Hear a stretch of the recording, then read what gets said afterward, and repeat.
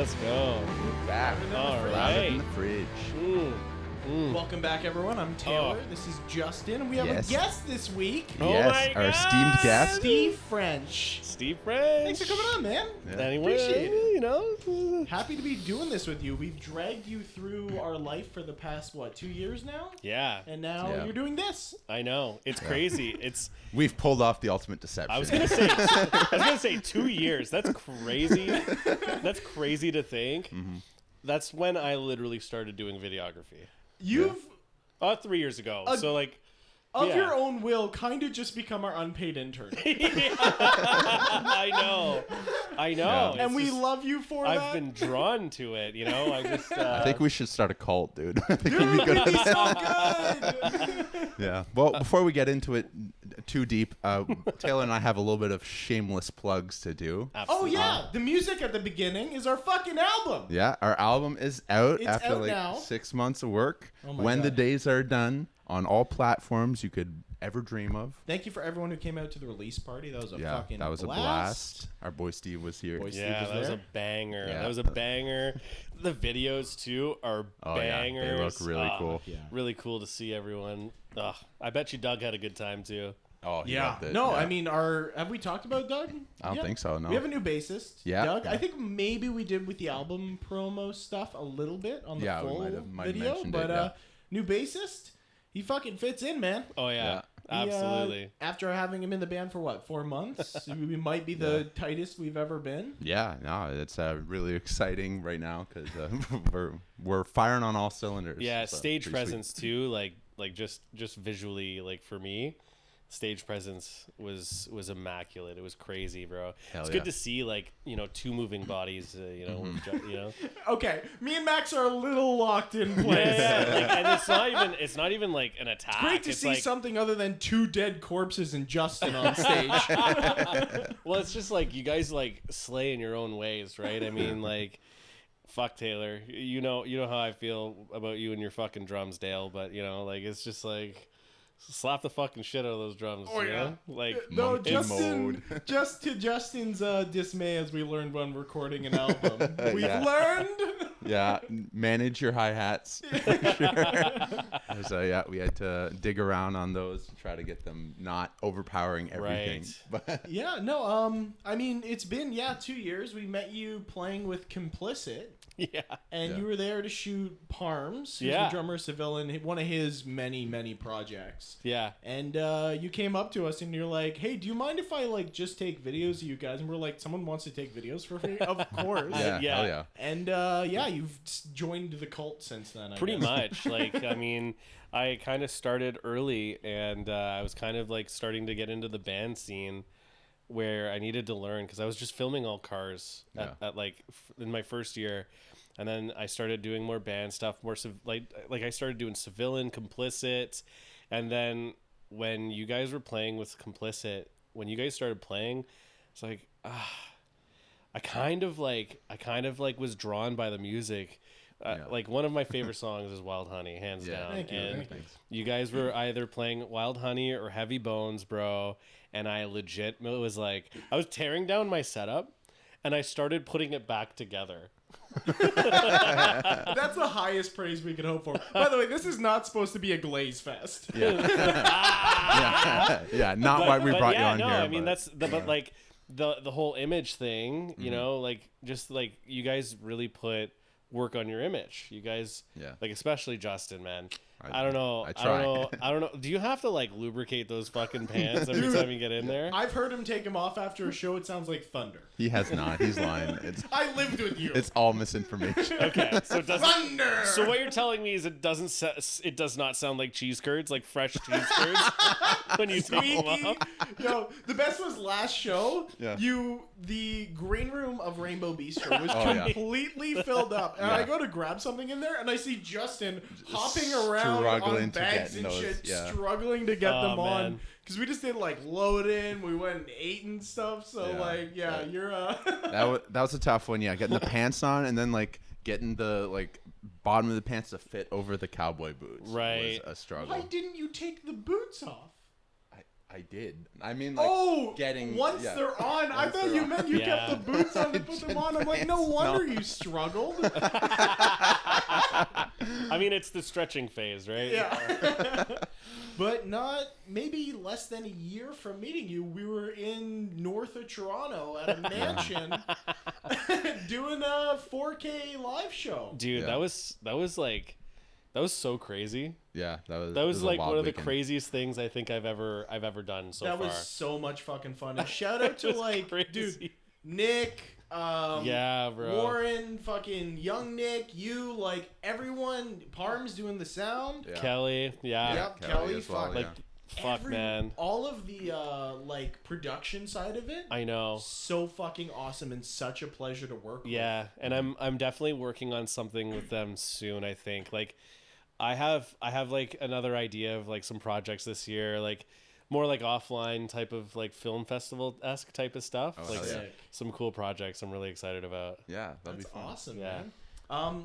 I do kind of want to get into something Yeah, here, which man. is we do one side of the creative, right? Like Yeah. where we're Yeah. making music and like I feel like there is a technical side to making music, obviously, but Absolutely. to me, the other end of the creative of like what you do is so foreign and so much more technical to me. Like, I kind of want to talk of the crossover between the two creative worlds. Yeah, I'd love to. Like, what is your approach, say, when you are filming like a live band or a music video? Like, live band, I guess, is what we do with you the most. Like, how do you even start to be like, this is what I see, this is what I want it to be?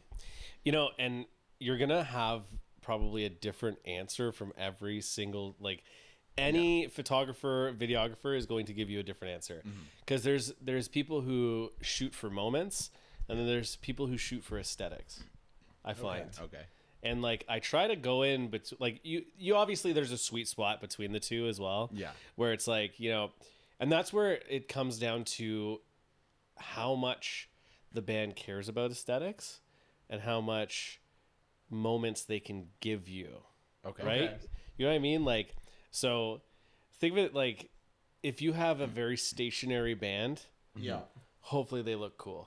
Yes. You know? So like at that point, you'd be kind of more looking aesthetics. Yeah, That's like your like basically Arctic monkey shoot kind of thing. yeah, it's like, you know, if people are stagnant, you know, and it's like kind of reading the energy of the band too, right? Every band's different. Every song is different. It's sometimes I feel a different way when I'm recording on a certain song sometimes. Okay. Like I definitely feel different vibes when I'm hearing Heavy Bones than when I'm listening to like Wild Honey or like, you know, Into the Wind. Yeah. Gone with the Wind. Gone with the Wind. Yeah. Oof. It's not your music. I'm Yeah, you don't need kicked out. to. No, you're good. You're good. But When like, you're in, you're in for down life. a peg in the cult, but you're still God. here. You are Damn now it. a level 3 Laser Lotus. son of a bitch. I thought I was nailing it. But like, Good.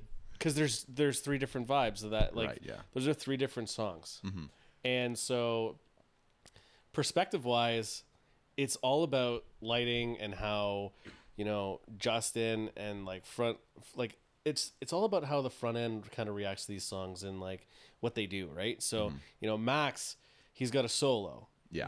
So I want to make sure I get him at the solo. And Justin, he's got a solo too. Yeah. But he's Every also single song he has. absolutely. But he's also got like really good vocal, like you look good when you sing, bro. Like Okay, you sweet, like yeah. you look very like into it and involved and like very emotional Yeah. in your storytelling. So I'll try. it's kind of finding those moments. Now, my question is, what happens when you're filming a band that's a psycho like us that has 3 different independent vibes in one song, and you have to think on the fly?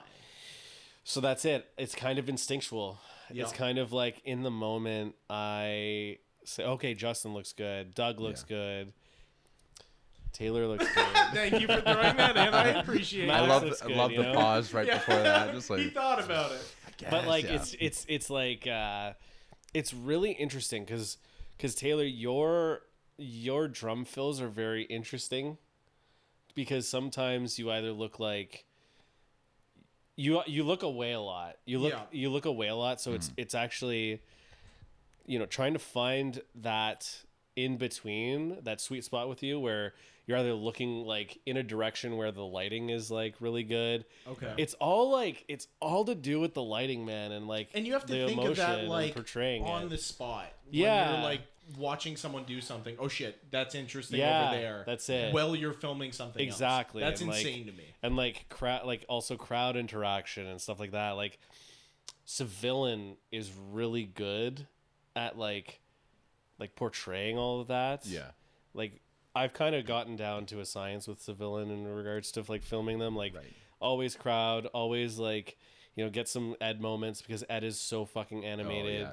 He's great. I saw a lot of the footage you've posted from like the show that we all went to a couple weeks ago, and really cool. It was like it's cool seeing the other side of it, of like just seeing how you work, because like I was thinking about this earlier when we were talking about like how we first met you, right? And like hearing your perspective is cool. From our end, like we got there for sound check, and we see you like you're kind of hanging out with like Crooked Mirrors was Parm's band. That's at the right. time.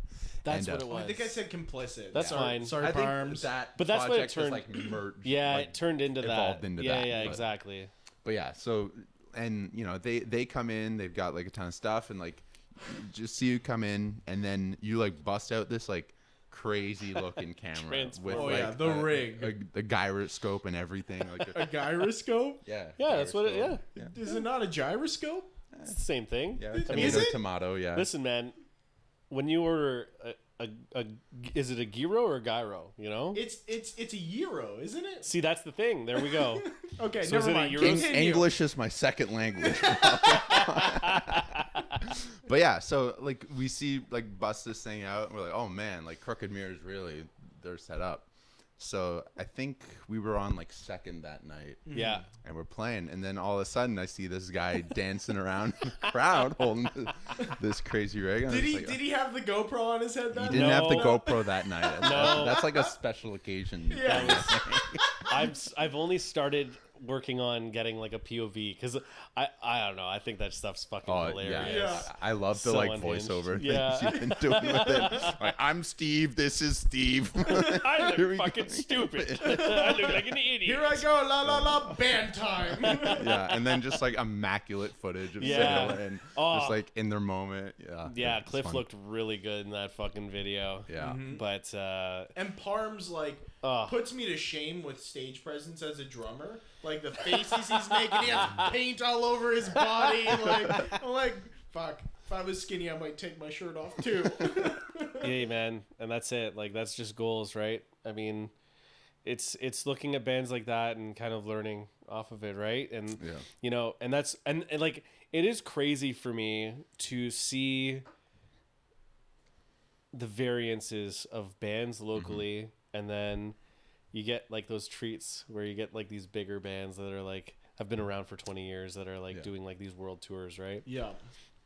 Yeah, but fuck, like, you went and shot August Burns Red, right? Yeah, a bunch of times. Like insane. Yeah. A bunch How of times. do we have you coming and shooting us while you're going and doing fucking world tour shows? This is it, man, and this is where I've always told you guys, and like I believe in you guys, and sometimes you have to have that passion for other people locally, and like have something where you can just shut your brain off and just do it and hang out and just be a part of like your culture, Yeah.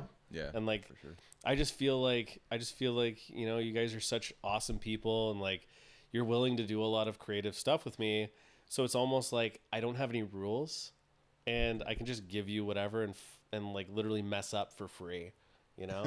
We'll take it. Oh, right? Sure, yeah. Well, like plus I love the music. Like I really do. I really enjoy your guys' vibe, and like I think you guys are just great. So, sure, it's like it's a little bit extra work, but like I'm already wanting to go. So, I've always said, like, kind of bringing it back to the local scene thing.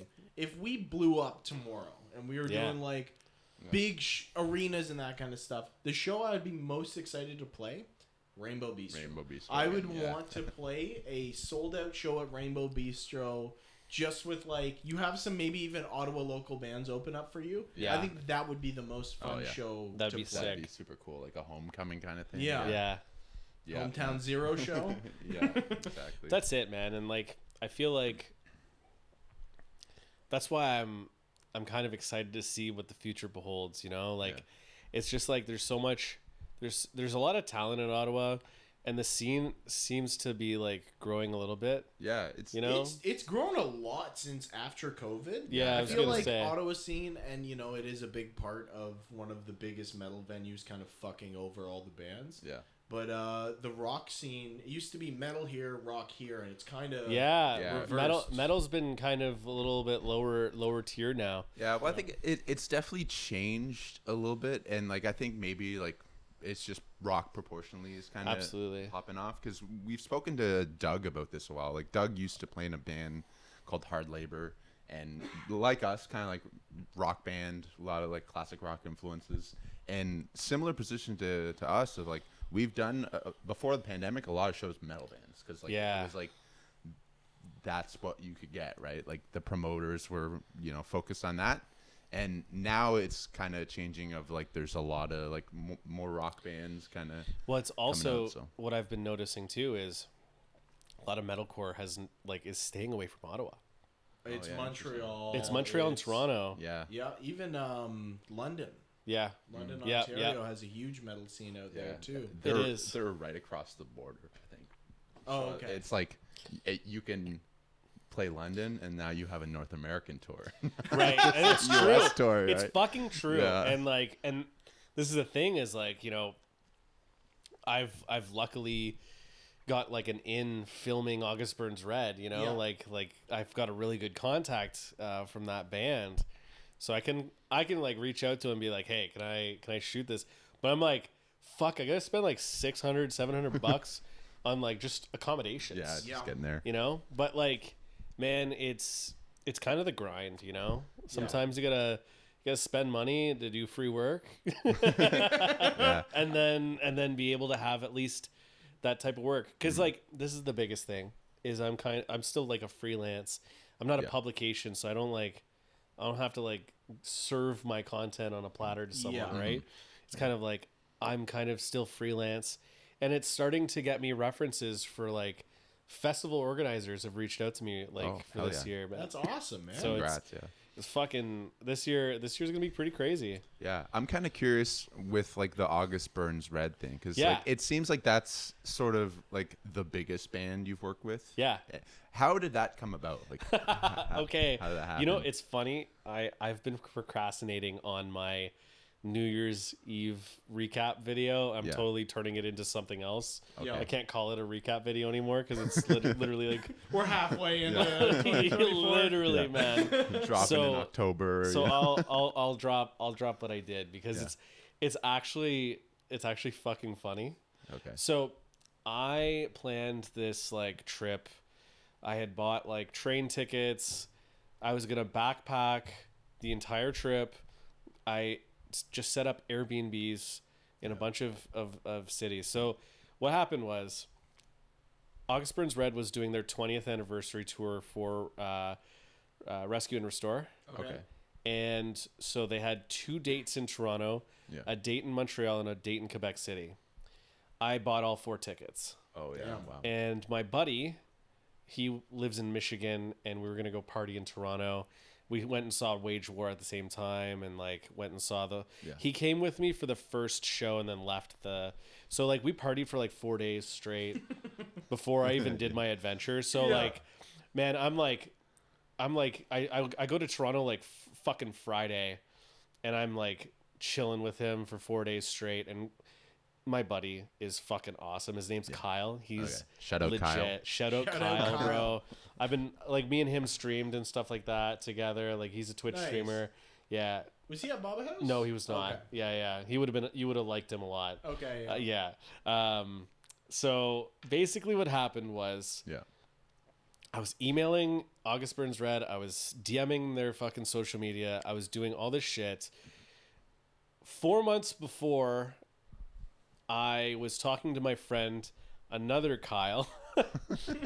He is he's also a photographer. Okay. And he was like, he really knew a lot of these like photographers and videographers that work for bands. Okay. So he's like, go check this Ray Duker guy out. So Ray Duker is that's a hell of a strong name, right? I know. Ray That's Duker. a cowboy. Yeah. It's a, you know what? It's not a, you'd be surprised. Definitely not a cowboy What's name. he, an accountant? Like, No, he's a videographer for sure. Okay, Like nice. full time. Pay Like attention. dude, I'm trying. so this Ray Duker is his name. He's been working for August Burns Red for 9 years straight. Oh wow. Okay. So he's their touring videographer. He does all their stuff. Like this guy's like legit, like just baked into August Burns Red. He does all this other stuff. Like I think he's filmed for Devil Wears Prada. He's doing Our Last Night, or oh my god, what's the band that does all the covers? It's Our Last Night, I think. Or I don't think I know Not them. familiar, but yeah. yeah, I forget the name. Wow. Shout out to them. Shout Yeah. out. Our Last Night. They're big. They're big. But so I ended up getting VIP tickets for the first show because they had a meet and greet. Okay. And I basically said, fuck it. I'm just going to ask in person. Wow. And I actually bought Kyle a VIP meet and greet just because. Yeah. So this guy's getting like whatever, like we got a signed book, all this shit. Yeah. All I cared about was asking the band. Yeah. It's like, hey, I'm like a fucking little guy, blah blah, but like, what would it take for me to, you know, film you guys? Yeah. And he's like, oh, go talk to Ray. He's over there.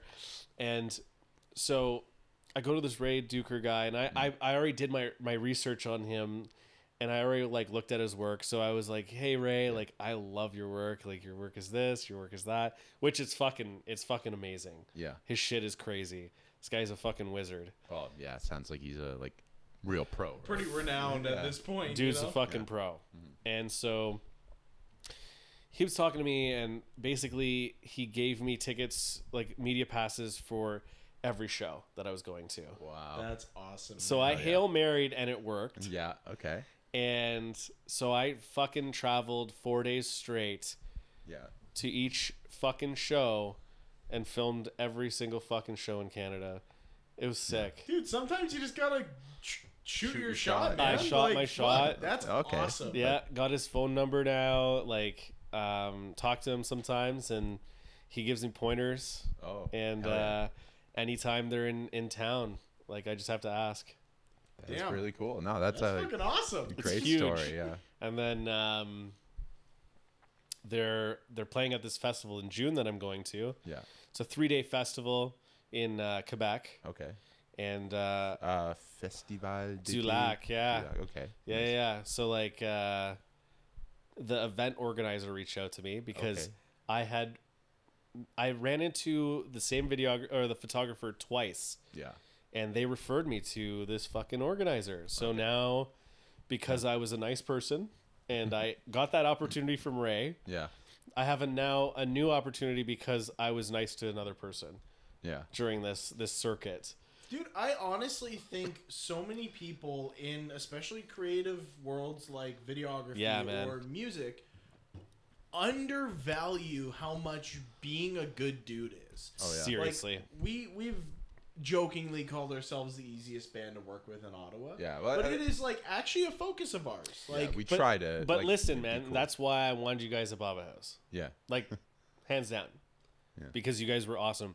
And you guys were, like, literally so thankful. You guys were so nice. Like, you guys appreciated everything. And it was, like, everyone from production thought you guys were sweethearts. Oh, that's good. that's Yeah. so nice to They hear. they all loved working with you guys. And might I say, all the people in production were such a hand in the kitchen. Yeah. Like, and they no were just fucking sweethearts all doubt. around, right? Yeah, exactly. No, like we've talked about this on the show a lot about like how important it is Huge. to just like, you know, you can be from our perspective like the best band in the world, but if you're starting out and you're an asshole to people, they're not going to want to work with you. And it's just, you know, at the end of the day, like you want people to like think of your name and be like, yeah, I like having them around. Literally. Like, It's all about being able to open conversation. Yeah. And keeping conversation, right? And that's something that like I've definitely been able to fast track myself because like personality wins sometimes, you know. Yeah, I'm definitely the personality higher easily, but like I'm fine with it. And you're working hard on your skills too. So. Yeah, well, that's it too, right? I mean, I definitely know I'm growing in experience, but it's like you can be a great person and still learn, and people will give you more chances. Yeah, you know, for sure. So I mean, and if people want to hang out with you, they'll have you around them more. Hands down. So no, and this is the thing. Like even Ray was like, dude, like your personality is going to get you places. Yeah. Oh, just awesome. like what you're doing, like just keep doing what you're doing. Yeah. No, you know? that's like I can imagine hearing that from someone established like that. That's huge, a big man. Boost. Huge. Sure, Like no, just the fact that this guy like just even like gave me the time of day, and like this guy's just super nice. Yeah. It's just cool to see people in the industry actually like accept me, like trying to like put myself into it and just giving me chances. Yeah. You know, even after that little trip, August Burns Red was playing in Montreal, and I asked him, he's like, "Yep, here you go." It's like, fuck. No fucking honestly, way. it was so cool. I'm not sure about your perspective, but for me to see, just like, because I didn't hear about it beforehand. Yeah. Then I see the guy who's been like doing amazing shit for us, shooting for August Burns Red. Yeah. I was so happy. I was like, fuck yes, dude. Like, that's so awesome. Yeah, man. Like, it was, and not only August Burns Red, Devil Wears Prada is one of, like, August Burns Red and the Devil Wears Prada I've been listening to since grade 8. Yeah. Since grade 8. Go way back, yeah. Maybe 7. Yeah. Can't think that far. But like I'll never like that those moments. Yeah. Like that tour was like I got so emotional after. Oh, I can imagine. Oh, I got so emotional after just like being able to experience all this. Yeah. I was like blown away. Yeah. So you started filming stuff like 3-4 years ago? Yeah. Okay. Yeah. It's only been 3-4 years that you've been shooting shit? 3.5, yeah. Oh my God, dude. Yeah. So, like, the reason I think about that is, like, I'm guessing when you were grade 8, you probably never in your wildest dreams thought, I like, never. I'll be getting media passes. Yeah, to these no, guys. I never ever thought I'd pick up a camera. Yeah. I never thought I'd actually be this artsy, to be honest. Yeah. I was always like I grew up poor, and I worked blue collar jobs like construction, hurt my back, and then I kind of started like figuring I'd get more creative, you know, and like career switch. Yeah, I had a huge career switch around 2019. Was streaming the gateway? It was. It was? Okay. Yeah. So like this is what evolved into everything here is basically what happened is 2019 COVID hit, and I switched my job, and then COVID hit, and I was bored. All I did was work, go home. I didn't want to just do that, right? Yeah. So I started streaming on Twitch. I bought like a C920. My buddy actually. That's what I'm still using. Right? Yeah. My buddy was like, "You should get on. You should try streaming on Twitch." He gave me the Elgato capture card. Oh, okay. Yeah. And so I was streaming off of my Xbox, and I think I had like this shitty laptop. Yeah. It only worked. Like it would blue screen like sometimes if I unplugged things. Yeah. Humble beginnings. It was right? rough. Yeah. Humble beginnings. Yeah. We had a laptop of mine that Justin was using for a while that you had to hold the power cord a certain way for it to work. No. So he had to balance it on his lap in a certain way, and then we would be doing like LAN games together. Yeah, we were when Borderlands 3 came out. Yeah. Right. He lent me his laptop for like a month. Yeah. And I just played that at like 20 FPS. Yes, yeah, oh fuck. Yeah, no, and so I did Twitch for a while. Yeah. And funny enough, and this is like full circle moments, is I did Twitch. I was like a Call of Duty streamer. Like, you know, like everyone else. Getting some Warzone wins. Exactly. Yeah. And then I started like realizing that people just thought I was funny. Yeah. I was like really bad at the game. Yeah. But I was funny with my reactions, and people like watched me, you know, I made a little bit of money. And then New Year's showed up, but before that I was like, I want to do something. I want to do something funny. I want to do this. Blah, blah, blah. So I reached out to Parms. Okay. Because Parms started filming his stuff on a camera. He had an A6400 or an A6500. I forget. But anyways, he had a camera and he started, like, some of the stuff that he was posting was like some of the nicest stuff I saw, like, you know, at that time. Mm-hmm. And so I was like, yo, Parms, I want to do like random commercials. Is this the Big Glizzy Energy skits? No, it's not actually. Funny enough, Big Glizzy Energy was the year after. Okay.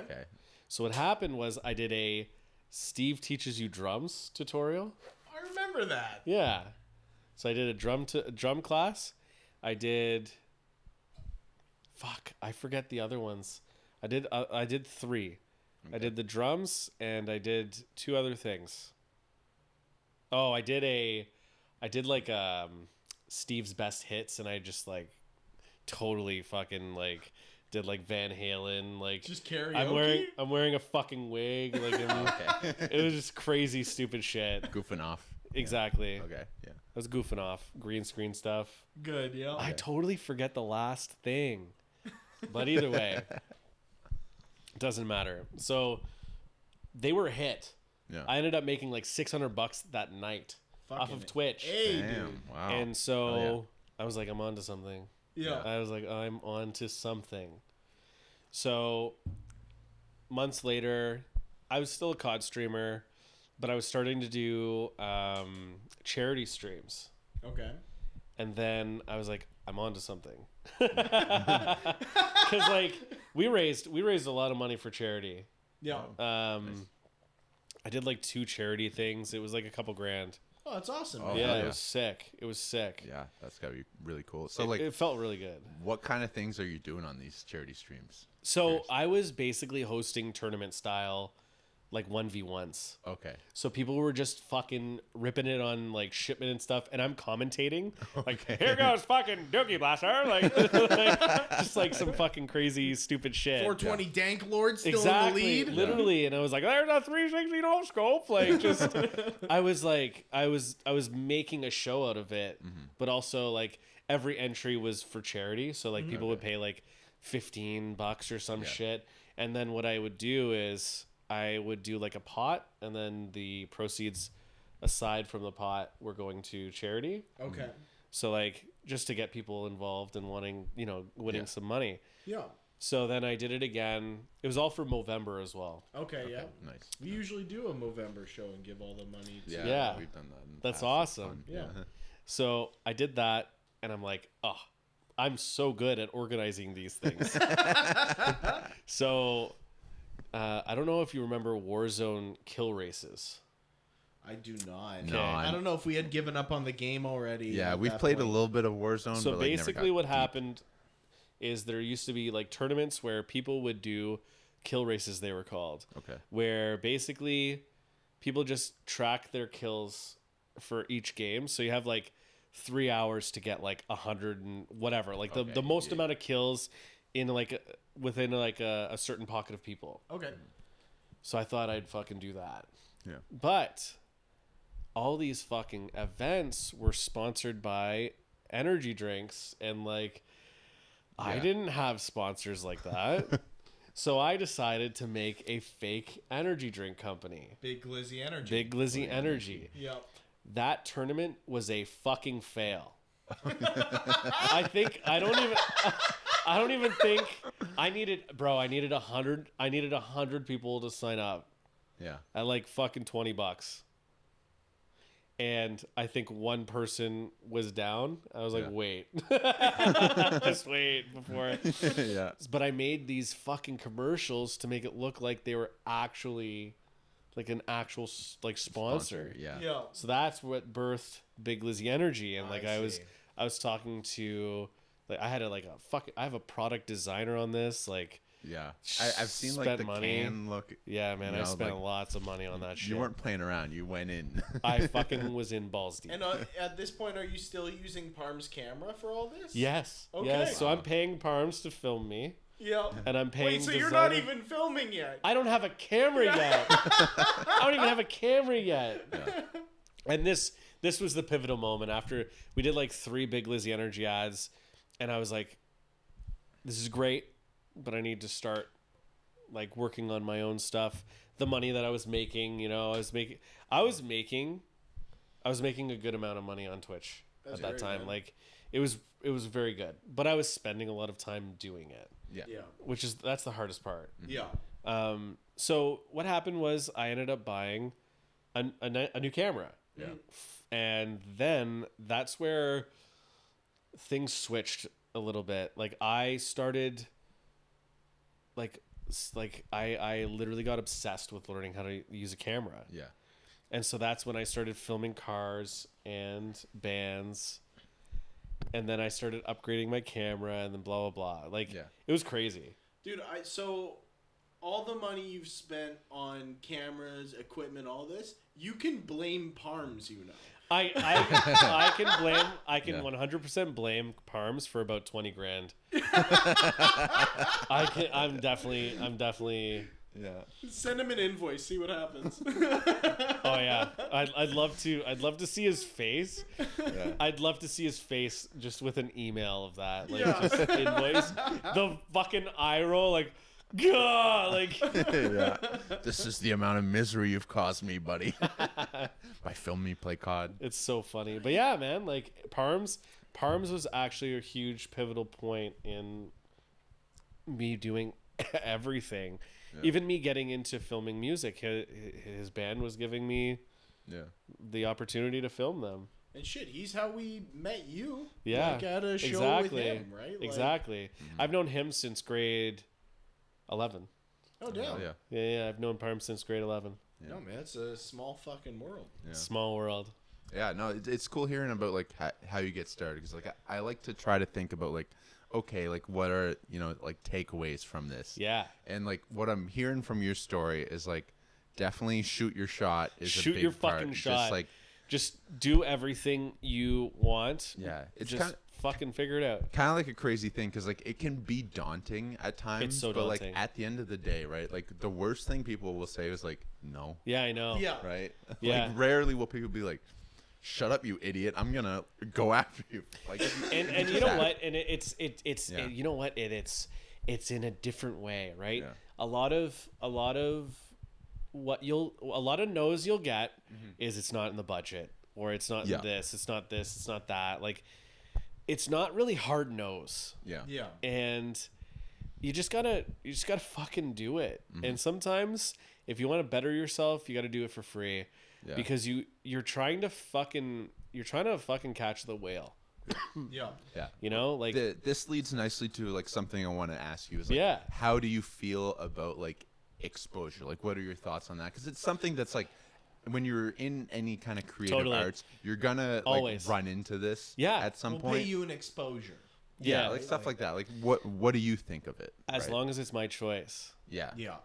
Okay. That's a good way of looking at it. Yeah.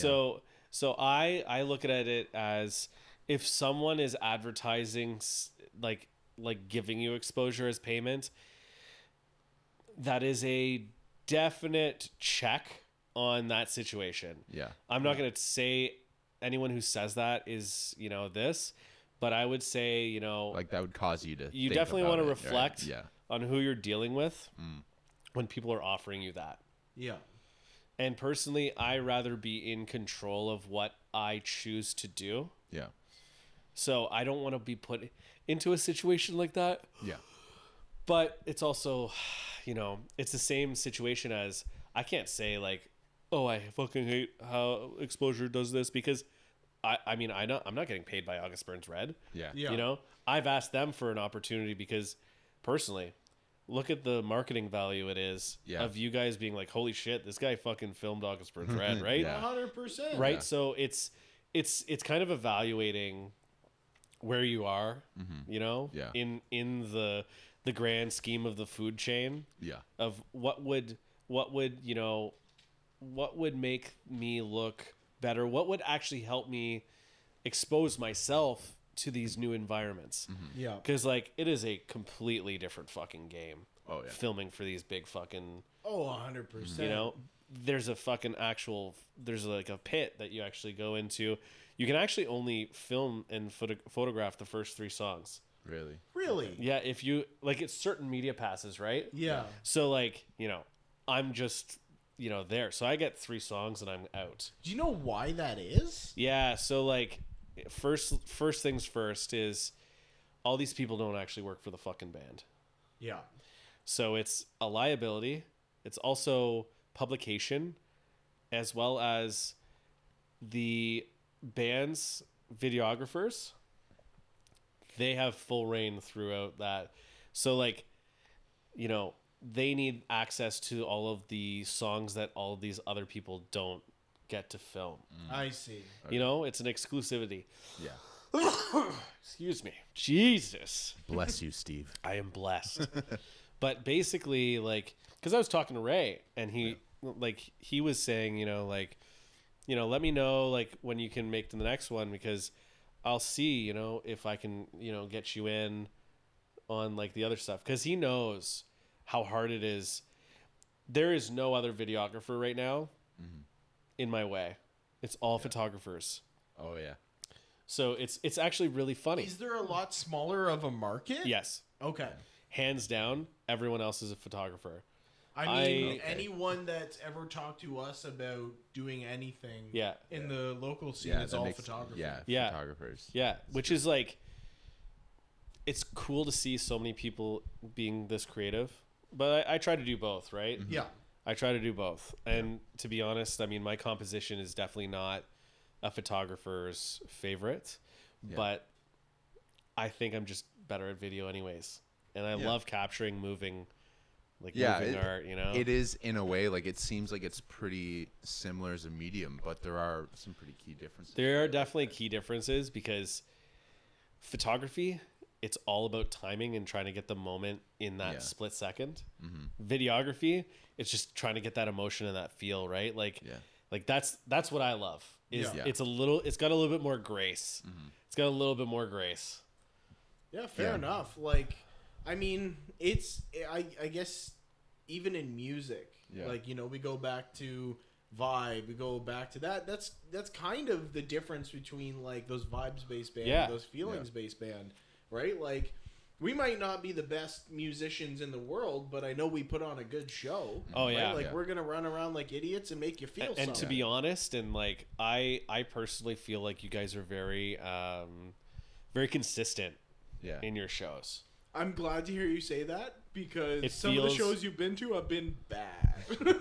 it feels consistent. Okay, like, seriously. Thank you. Like, from a viewer's perspective, I don't really notice too much, like, key differences. I remember when I joined the band a few years into, like, you guys doing stuff, your drummer just left, and I had, like, played with you guys when you had just started, you hadn't played shows yet, and it was like a battle of the bands for the university. Yeah. And you guys were, like, standing still. So when I joined, I was talking to you beforehand, I was like, you know, I just want to make sure we have stage presence and you're running around. And then I see this fucking psycho do a show where he's, like, jumping off the stage, rolling around on the ground, doing a guitar solo. I'm like, yes! Like, thank God! And that's what actually fucking, like, caught my attention that first night. Yeah. Oh, 100%. I think I started seeing you jumping off the fucking stage. Yeah. I was like, I need to get this. Like, what the fuck? What the fuck? Yeah, it's interesting, because it's another segue, right? Like, I'm kind of, when we invited you on, we're trying to think of, like, okay, like a, you know, overall theme. And, like, one of the things that came up is, like, what draws you to an artist, right? Like, at this point, you've worked with, like, a couple, you know, like, a lot of different type of bands, and, you know, like, different types of bands. Like, you've come to, like, rock shows, man, like, metal bands, bro, all sorts of shit. So, like, what draws you when energy? So, energy. Just, like, artists putting in, like, stage presence, energy kind of thing. I guess that's all you really want to grab as a videographer. It's kind of both. Right? It's kind of both, man. I gotta like the music. Yeah, I really do. Okay. And I feel like if I don't like the music, my work also shows. Yeah. Fair. Seriously. Yeah, if you don't care about what you're doing, you're not gonna, you know, make it look great, you know? I've definitely had moments where I'm like, no, you know? Yeah. Let's just turn this up, put this down. Literally, man. Like, I'm just like, ugh. And that's why sometimes I'm fortunate for filming things for free too. Yeah. Because I don't owe anyone anything. Yeah. 100%. That's fair. Yeah. I guess that's where like the control aspect. And that's it, right? And that's like, you know, it has to be on my own terms because I have to feel the project. Yeah. And I think there's also something to be said in the creative world about a lot of people talking about it becoming a job, right? Like, yes. And that's kind of a scary thing because if you let it become a job, you lose that passion and you're gonna stop striving. And that's why I don't know if I could do videography like full time. Yeah. Like, I mean, it could be different in a year or so, you know, if I was offered other shit, but like I just don't want to eat cake every day, you know? Yeah. Yeah. I feel like it wouldn't be cake anymore. It wouldn't be dessert. Yeah, that's 100%. Good way to put it for sure, yeah. So I think it's still like, and to be honest too, I was actually talking to someone about this today. This is the first hobby I've ever stuck with longer than a year. Really?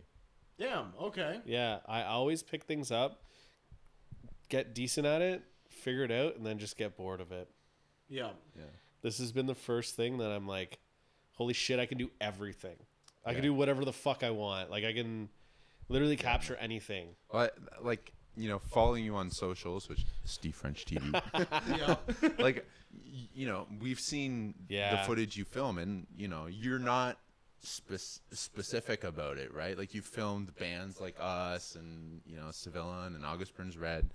You do a lot of car footage, right? Yeah. Like, car guy, I'm guessing, right? Ish. Yeah. You know what? It's funny. I talk about this too. Yeah. I don't fucking know about any car. Like, I don't fucking know, man. Like, it's like, okay, like doing this. I just know the fucking brands and the models that I need to fucking film that are nice. But seriously, you fucking pop a motor, I'm like, oh wow, that's a V8, that's a V6. Like, wow, that's a turbo. It looks like an X85 to me. Yeah, like I don't fucking know. Yeah. Like, seriously. Just like looking at them then? I'm going to bring They're you just out pretty, to Justin's Civic, and I'm going to be like, okay, check out this V8, the souped up turbo nitro. Okay, firstly, Civics are fucking 4 cylinders, okay? Don't fucking... You made a post earlier today where you were like asking car people to hit you up. And I was part of the intrusive thought was like, I got a 2012 Honda Civic waiting for you. Don't worry, I got those so many. I got so many of those. Yeah, I kind of figured this is not an original thought for me. Don't worry, like I got someone being like, I got dad ass. Oh, there you I was go. like, okay, well, I'm changing my schedule yeah, today. Yeah, was not, no. I don't know why this just popped into my head, but one of my favorite moments from you is when we were filming Baba House, and we were right at the end, and you had gone and had some drinks or something, and you come in and you're like filming the second half of our last song, and someone's knocking on the door because the police have rolled up, and just you look over and go, like, go it. And like, keep filming. Oh my God. I don't know why, but that is like burned into my fucking heart of like such a great moment of the cops rolling up and you're like, no. Oh man. And the funniest part about that is that footage, Nick had filmed it in a completely different vibe. Yeah. So anything I filmed was completely useless. But you had fun. I had so much fun. Yeah, that was really cool. So fucking funny. Oh my God. But that was like the perfect area to do that. Like, yeah, that was a blast. It was so cool too because you guys would have ideas and you would like throw them at us and we're like, okay, actually we can do this to emphasize that. We're rigging up the lights to do strobes and stuff during part of a song. Yeah. Parms is like doing audio and like changing light settings mid songs and stuff. I love working with Parms. Oh yeah. He is a very aggressive force. But fuck, man, when you're in sync with that guy. Oh my God. I'm telling you, my comedy skits with him have been the funniest. Yeah. Because I'm almost like he's like a great director. He's just a really good director. Yeah. Okay. Like seriously, he is very good at directing. That's awesome, man. That makes sense. It's like knowing what I know about him, it seems like almost like a sneaky talent because like he goes so far with like the music stuff and like audio engineering and production and stuff. He's like, just so he's very of course talented. He has that extra talent. Yeah. Well, I mean, me and him have such chemistry, right? Yeah. We've known each other for so long. He knows my humor. Yeah. And he also thinks I'm funny. So it's like I know when I'm fucking gotta keep this guy around. Yeah, right? I know. I need an audience. Literally. Well, that's it. Sometimes my problem when I'm filming is I can't film by myself because I try to like Taylor's just fucking abruptly fucking this shit up, motherfucker. Wow. Jesus Don't worry, I'll Christ. pick that up later. Little piece of shit. I know this is your house. I respect it. Thanks. God damn it. God fucking damn I had it. one too many non-alcoholic beers. I was just gonna say Uncle Ruckus over here. Jeez. Fuck, sorry, what were you saying? I forget. I think we were gassing up Parms. Yeah, we're gassing up Parms. He's really good to work with, and I actually see a difference in my content without him. Like in my comedy stuff. I bet. Yeah. It's really funny. It's really funny.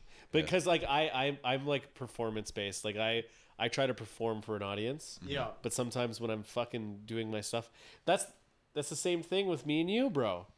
Oh, cooking. The cooking I stuff. thought that was like that was great hilarious. Chemistry wise. That was great chemistry. Honestly, I'm so into I think doing by that the end again. of it, I was a little out of it because we had been like, I think it was 7 hours that we like when we started setting up. That was a long. That was like a couple hours shoot for sure. Yeah.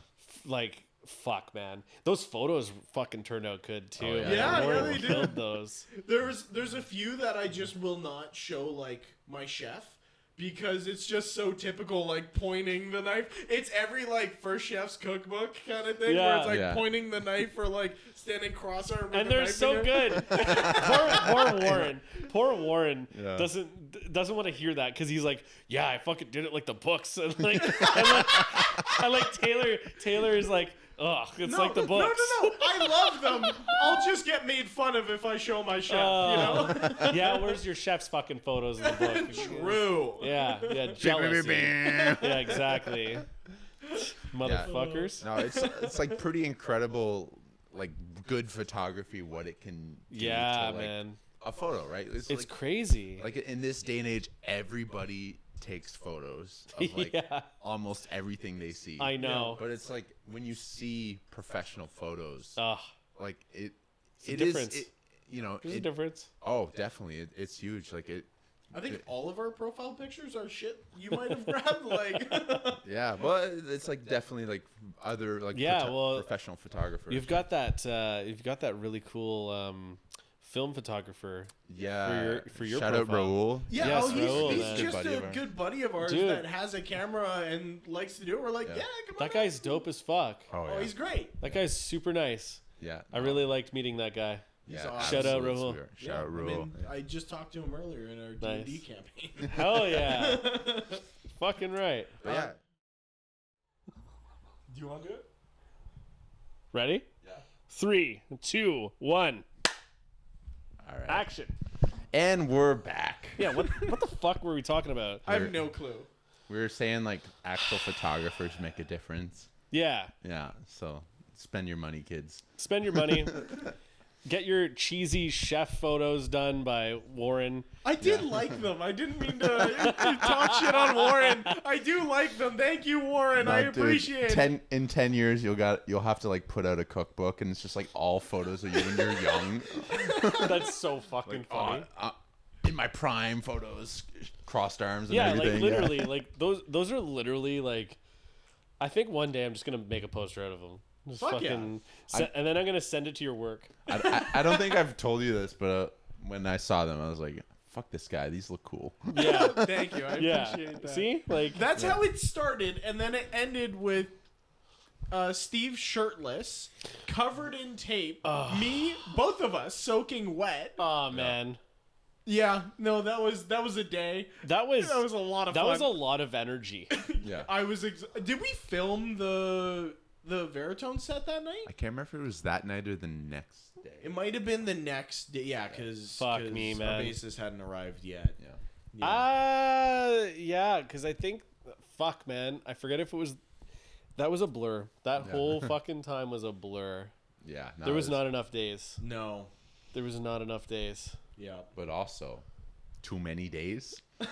Yeah, I know. To play devil's advocate, too many days. Not enough beds. Yeah. That place was just a fucking myth. Yeah, I still remember at the end, just like we figured out some of the cursed lore behind it. Oh my god, medical I forgot about that shit. malpractice. Palms were shook. No, I was shook. You should have seen me. Fucking Nick was trying to fucking drag me up the fucking hill. Yeah, well, I remember I think it was after we had played, we're having drinks, chilling out and stuff, and someone's like, "Oh, there's a glowing statue in the woods." Yeah, and we go and there's a statue of the Virgin Mary just glowing in the legitimately moonlight, glowing in the woods. You go up a trail and everything. It was and super... then we find out about the murder. Yeah. Yep. Yeah. Yep. That place was fucking cooked. Oh. Yeah. Also, that's when we learned we shouldn't have been in that pool that we both jumped into. You know what? We came out fine though. Yeah. And all the foot fungus is gone now.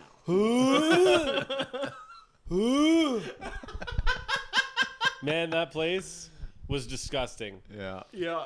Brought home a cockroach from it. You did? Yeah. Oh, I brutal. remember seeing messages in the Discord chat. you said that. Yeah. It was mention of cockroaches, bed bugs, and COVID. I was like, oh god. Are there bed bugs? I don't know. I didn't sleep on a bed for a while. So. Yeah, poor you guys. You guys got the fucking bunk beds too. You know what? You know what pissed me off is Justin has this thing where he won't share a bed with me. And I shared a bed with him one time, and he was the worst blanket hog. I just pulled him. You could just pull him back, dude. And no offense though, but you probably Yeah. Oh, you probably move around. You don't think I tried to pull Tourette's? them Yeah, of course I move around a lot. That's what I mean. No. I mean that would scare the shit out of me if I'm just about to. Thank God my partner has ADHD and she can't sit still when she's trying to fall asleep. Yeah. So we don't have to put a quarter in the bed. You know? Okay. We're good. We're both moving around. But all I have to say is because man, I've slept with some people and they twitch before they fall asleep, right? Yeah. That shit scares the fucking shit out of me. That shit fucks me up. That's my default. I know. So I'm trying to. I'm sorry, Taylor. To empathize. I'm empathizing. Yeah. But hell yeah. No. Here's the thing, because he's always said it to me as I don't like sharing a bed with anyone. I don't like sharing a bed with anyone. I was trying to be and nice. Then you fucking share a bed with Max on the dime. It was fine. You were Are you kidding me? Me and Max can share a bed. Are you kidding me? Look I've at Max. given you the bigger beds on your own in so many situations because of this. I bet you Max sleeps in such a little fucking package. Yeah, it's just great. I mean, he's a... fuck off, doesn't Taylor. hog the blanket. Okay. Listen, I know also... I said we were being too nice. This isn't what I wanted. Listen, Taylor. Well, hear me out, though. Hear me out. So you're complaining you got a whole ass fucking bed? I don't know what's happening anymore. I don't know how I became the target. Yeah. I think I tried to throw you under the bed, and then you ganged up on me. Yeah. Strength in numbers, buddy. That's just retribution, I guess. Yeah. Whoopsie. Yeah. So to get this thing back on track. Yeah. Get this train. Oh, yeah, we're doing a podcast. While we're talking about Baba House, right? a thing I've noticed with you is you've said you're trying to do something trying to do crazy shit. How do you approach being a self-starter, just going through what's your thought process there? I don't think. You just literally I just kind of almost have these eureka moments where it's oh my god, what if I do this? Yeah. And then I rationalize for 2 months in my head where I'm can I do this? How can I do this? What would it take? Blah, blah, blah. And then I do some basic research, how does this work? Blah, blah, blah. Yeah. Now, Baba House, that was an 8-person project the year before. Yeah. And it was so doable. Yeah. I kind of tripled it this year or last year. Yeah. And And that's where like the experimental brain works, where I'm like, okay, it was a little too much. Yeah. But it needed to be that much. Yeah. Like definitely a lot of moments where like sometimes you need to cross the line to figure out where the line is. Exactly. Right? I need like, and that's my brain is I kind of don't think of, I push myself. Like, let's be honest, my birthday fucking bash for like this concert thing. I've never fucking. I wasn't sure if we were gonna we'll talk allude about to that it a little if bit. it's- I'm not gonna say dates or anything, but like, Yeah. I've never fucking promoted anything, you know, like. But I'm like, fuck it, you know. What I'm noticing, I think you're just not calling yourself an event planner, but I think you are. I think that's actually what you are. You like these charity streams, Baba House, this birthday bash thing. I think you're just an event planner, dude. I think I'm just a jack of all trades. Yeah, that might be it. I think I don't like doing one thing. Fair. I like kind of spreading myself out and trying to figure out what sticks. Okay.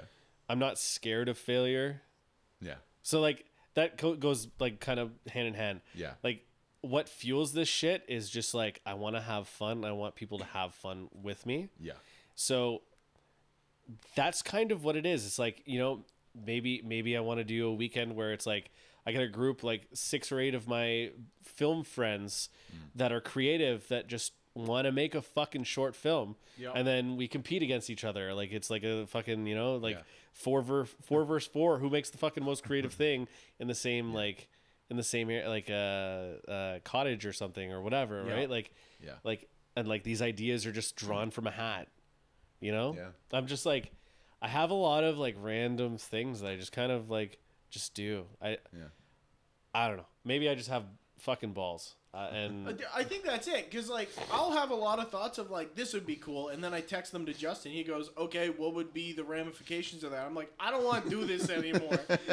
I remember one time. The festival? Yeah, I was on a bus somewhere in Ottawa, and Taylor calls me. He's like, "What if we put on a festival? What if we just did a local band festival?" It's And like, you just like started asking questions. I was like, "Yeah, you're right. I don't want to do this."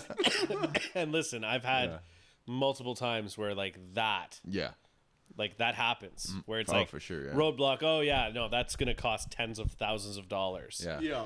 And that's where like my brain works outside of the box. Like, okay, like Baba House worked because everyone fucking paid for themselves. Yeah. Right? Like, you know, and like I would just work with production and like figure out what like they would need. Yeah. So that everyone else didn't have to pay for that. Yeah. So like they only have to pay for their stay and like their travel stuff and all that shit. So it's like I don't know. Things like kind of just come to me and I try to rationalize them. Yeah. I fight with myself mentally for like probably weeks. Yeah. And I just like if it sticks for more than a couple weeks, then maybe it's a good idea. Yeah. Like that's kind of the really interesting thing about like a lot of like events and things that get created is like the stories you've told of like how things happen for you. Yeah. I hate to say it, they're not unique at No. all. Like No. it's always just like They're not. someone who's like had an idea and stuck with it. Facts. Or like someone shot their shot and you know That's it, man. was given a chance kind of thing. Like It's confidence. yeah. Well, confidence and just like, you know, It's not believing in yourself, man. fear of failure, like you touched on, It's right? believing in yourself and knowing that failure is a learning lesson. Yeah. If you think about it, like Baba House, it's such a half and half, man, for me. I personally think that it definitely wasn't a failure, but there was a lot of mistakes that I made. And like, I feel like I've learned a lot from that experience because, man, brands were coming to me, like messaging me, like wanting to sponsor me and stuff like that. And like a lot of people like had positive things, but also some negative stuff, but you know, out of my control, and some things were in my control, you know? So it's just like figuring out like a sweet spot. And I'm still so young in this game where I have to make the mistakes to make the win later on, you know? Yeah. Well, like it's a big thing. Like whenever you're, you know, doing something in a creative field. Like, yeah, man. You know, not to get too meta or anything, but like it applies to almost everything. It's like, it doesn't matter if you fail. Yeah. It's just, do you look at that and be like, okay, I'm not going to do that again. Well, that's it. So that's it exactly right. it. Yeah. And it's just like not being, I'm so hard on myself, but I'm hard on myself in a certain way where I kind of like, okay, this was shit, dude. But like, do you want to do this again or do you want to just do something else? Yeah. And it's like, I'm hard on myself for like a good fucking week. Yeah. And then it's like, okay, let's move on. And like, if you do something else, even if it's completely unrelated, yeah, you'll probably use the shit that you failed, and like I've something from that. I've learned so much from failure.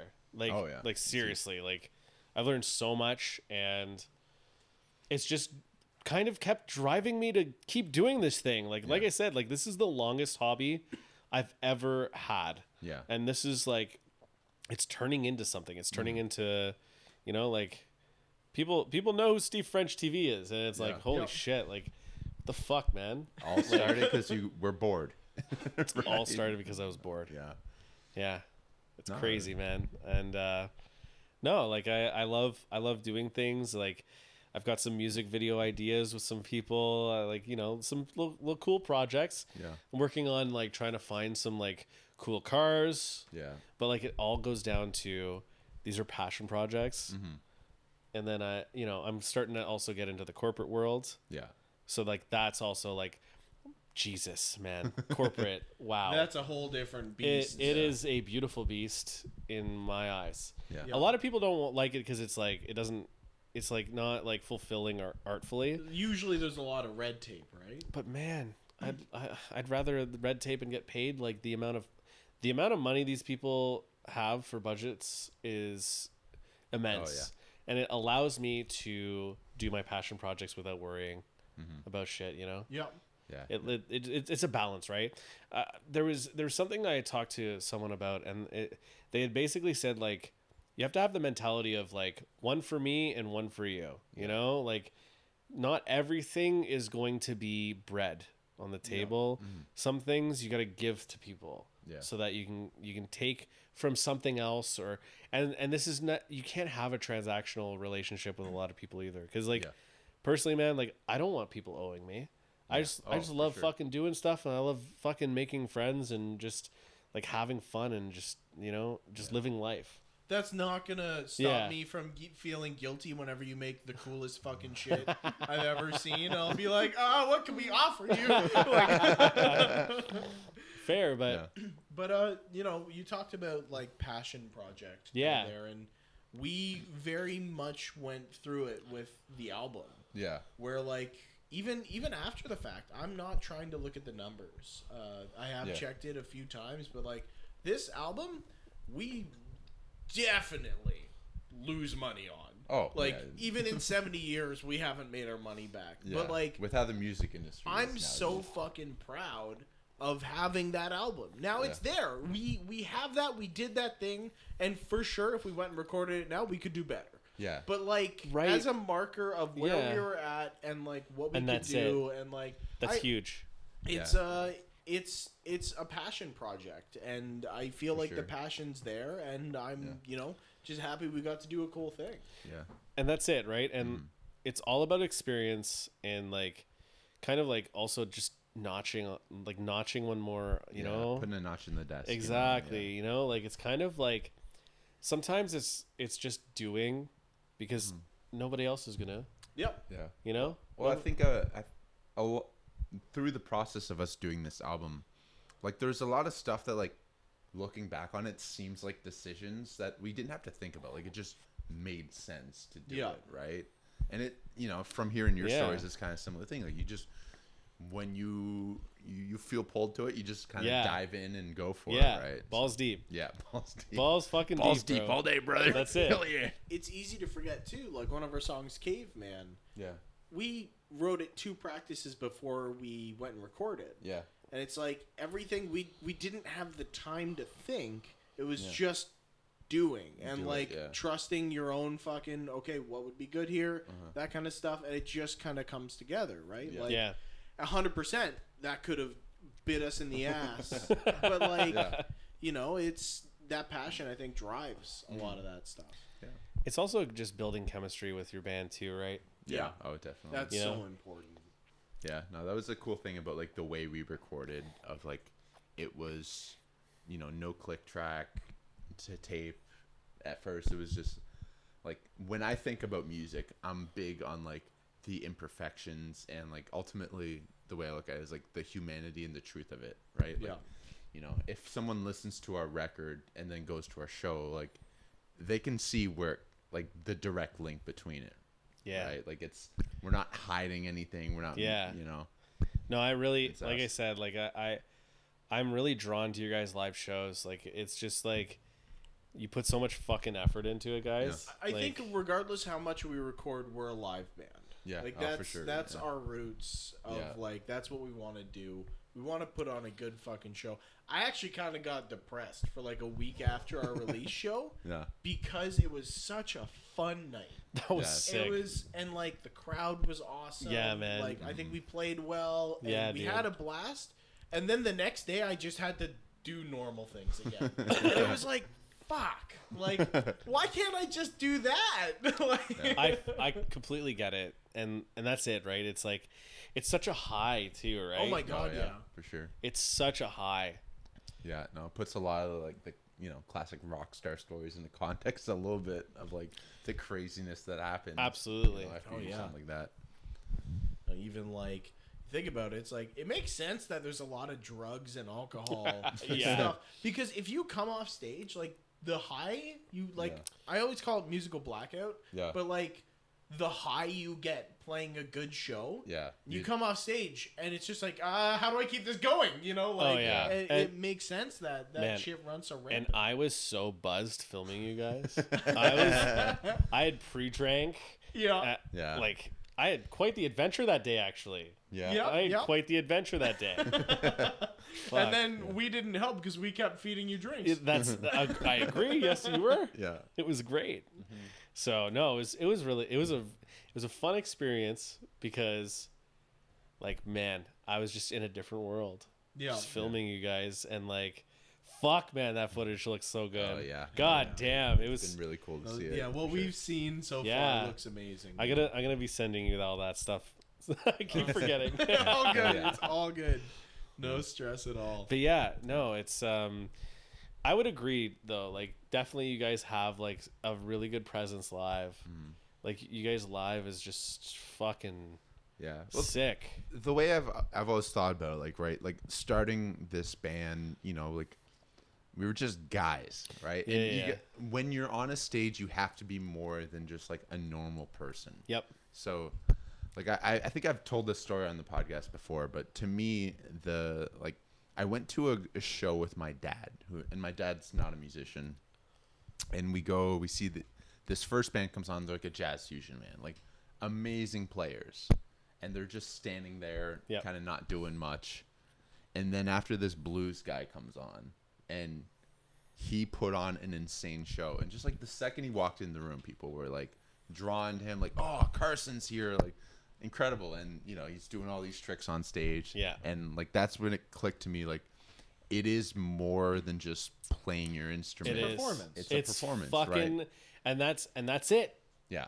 And we've played with bands that sound better than us. 100%. Yeah. But some of those bands stand still and play their music, and like I get it. It's scary. Yeah. It's a little easier for me to have more stage presence when you're up there being a psycho. I can kind of, if I match 75% of your energy, I'm still the least psycho looking person on stage. Yeah. And I mean love when I say that. Yeah, no. It's. Well, stage presence. It's stage presence. You just gotta, put everything you can into it, and then maybe one day you'll impress a Steve French. And, you'll film your stuff. That's the only thing that keeps us going. Well, I hope Steve French likes this. Hey, I don't know. Yeah. But yeah, no, I just sometimes as a person who makes this stuff too, you gotta have like people that you believe in, especially locally. Yeah. Because I was thinking about this earlier. Like, it is so important when you're like a local band starting out to like the people who support you can like make or break everything. It's true. Right? It's like, true. Like we've, ultimately, like in the terms of our band history, which is like, it's humble. We haven't conquered the world or anything, right? Like we started playing university talent shows, and then a dude in a band showed up, like who was friends with our bassist at the time, saw us play. He's like, "Oh, do you want to do a show at a bar with us in a couple months?" Did that. There was a promoter there who saw us and was like, "Oh, you guys did pretty good. Do you want to do shows?" Yeah. Like having people buy in and just That's it, supporting the local scene. That's exactly it. The radio station shows that we do, right? Yeah. Like we did the Rebel 101. Yeah, we did a talent competition thing for them, actually against the singer who is now the singer of Space Between. Yeah, back shout when out she was Space like Between. 16 or 17. And we did like that talent show, and then after COVID, like COVID hit right after, and then afterwards they were reaching out to us, and Parms was a big part of that too. He love Parms. Reminded them of us, but fucking Parms. yeah, fucking we owe Parms, we owe you, like like not owe, but you know what I mean. Like it is about the people who support you. Yeah. Oh, And for like sure. playing a show with a random person or someone who sees you. Yeah, like even our release show, someone was there, and now we're in talks for another show, right? Like it's so much who supports you. You can't just fucking stand up on your own. Yeah, definitely. it's an interesting industry, right? And sometimes you just gotta believe in people and make friends, right? Like you support your creative friends. Yeah, that's it. That's literally it, man. Like you never fucking know. Yeah, you don't know. You don't know where anyone's gonna go in a couple years. And actually, this is kind of something I've thought about before. Of like, when I want to put on a good show, it's not even necessarily for people who come and don't know us. Yeah. I want to put on a good show for my friends. Yeah. Like the friends who are like coming out, because those are the guys who are going to keep coming out when we ask them. It's like, and I don't want to be the band that your friends are like, "Oh, I guess we'll go see Justin." And you know what I noticed too is your release party. Yeah. There's a lot of new friends that showed up because like they haven't seen you before or in a while, and then like I think you blew them away. I think they hope so. I think they were like, "Oh fuck." I did get a few people who hadn't seen us play, and they were like, they know I'm in a band and stuff, and they saw us play, and they're like, "What the fuck? You're in a band?" I was just like, "Oh, thank you." Like that's kind of such high praise to like maybe have someone who thought they were coming out due to obligation or like, "Oh, well, that's it, right? Taylor," Legit. and be like, "Oh fuck, Veritones."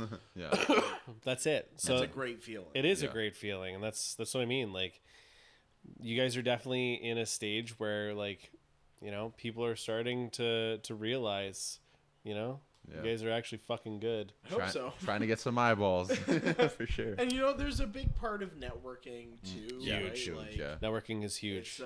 And there's a double-edged sword to it as well. Absolutely. Of, like, you don't want to just be the network guy. Well, and this is it. And I mean, I've learned this from Twitch. Yeah. Right. Sometimes you don't want to be in a circle jerk, right? Because once someone stops touching you, they're gonna stop touching you. Shakespeare never would have imagined that line. That was very Shakespearean. I know, for sure. But like, legit, like, networking is it sounds like such a fucking crazy term sometimes, but like in a blanket statement, you really need to get out there and like see what's outside. Be friends with quote unquote your competition, like you have to understand what everyone likes. Yep. To know what like your fans like and why they like your stuff, right? And it's like there's a big thing where you need to understand and be friends with whoever you can. 100%. And there's the other aspect of networking too.